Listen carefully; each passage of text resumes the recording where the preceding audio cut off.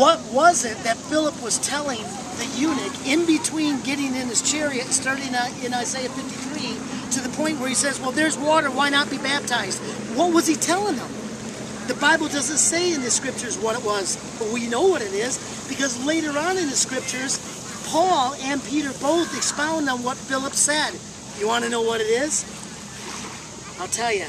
The New Testament had not been written yet. So there was no New Testament scriptures we're reading. He was using all the Old Testament. And in the Old Testament, Paul and Peter both referred to a story that took place in the book of Genesis. And in the book of Genesis, it says that that righteous man, Noah, and his family of 8 was saved out of the destruction and was saved as into the ark, which represents salvation.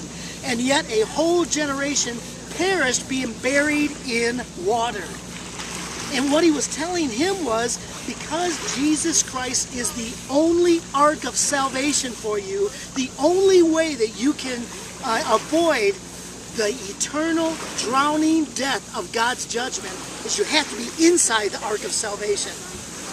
And eunuch said, oh, I get it. That whole generation of old earth died in the water, having never entered into salvation. Well, there's water.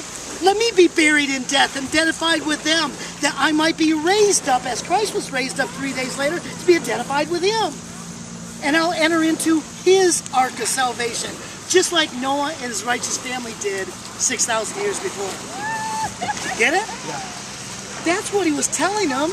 And so the eunuch, recognizing the whole story, God sends him to one place where there's a body of water. But I got to ask you a question, and this is really, I don't know why no one's ever said this before. I've never heard anybody say this anyway.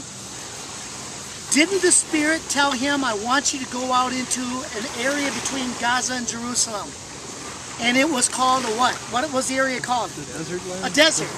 And as he meets and catches up with the eunuch inside the chariot, they're going along, and he's going into Isaiah, and he goes through all the plan of salvation from Noah and the righteous family all the way up to the death and the burial of Jesus Christ, and being identified with Christ in death. We're now raised in Christ in newness of life, because 3 days later he rose from the dead.